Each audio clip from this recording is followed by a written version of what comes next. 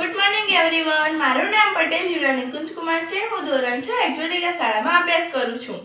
આજે હું તમને થોડી ઘણી ચુંબક અને હોકાયંત્ર વિશે માહિતી આપીશ. સૌપ્રથમ આપણે વાત કરીએ ચુંબકની.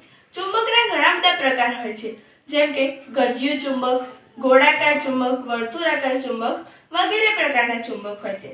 આપણા ઘરની અંદર પણ ઘણી બધી જગ્યાએ ચુંબક જોવા મળે છે, જેમ કે ટેલિવિઝનમાં, ટીવીમાં, મોબાઈલમાં વગેરે ઇલેક્ટ્રોનિક વસ્તુમાં અને બારણાની પાછળ વાયરો ચિપકાવવા માટે પણ ચુંબકનો ઉપયોગ થાય છે. ચુંબકની કઈ રીતે શોધ થઈ એ તો તમને ખબર જ હશે. આજે આપણે કૃત્રિમ ચુંબક બનાવવા જઈ રહ્યા છીએ.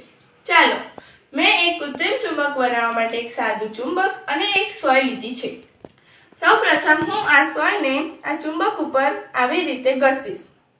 આને 30 થી 40 વખત પુનરાવર્તન કરવાથી આ એક કૃત્રિમ ચુંબક બની જશે. આ કૃત્રિમ ચુંબક બની ગયું છે, તમે જોઈ શકો છો. ચાલો, તમે હોકાયંત્રને જાણો જ છો. હોકાયંત્ર એક વિજ્ઞાનની એવી શોધ છે જે દિશા જાણવા માટે ખૂબ જ ઉપયોગી છે, જે દરિયાની વચ્ચે અને રણ પ્રદેશની વચ્ચે ખૂબ જ કામ આવે છે.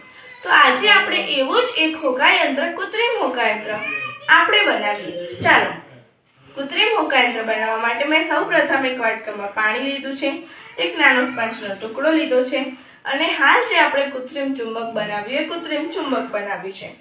આને હું ફરીથી પુનરાવર્તિત કરી દઉં છું.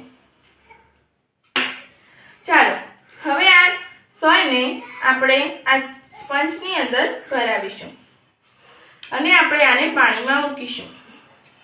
તમને ખબર જ છે કે હોકાયંત્રની ધરી હંમેશા ઉત્તર દક્ષિણ દિશામાં સ્થિર રહે છે, એમ આ ધરી પણ આપણા કૃત્રિમ હોકાયંત્રની ધરી ઉત્તર દક્ષિણ દિશામાં સ્થિર થવા માટે જઈ રહી છે.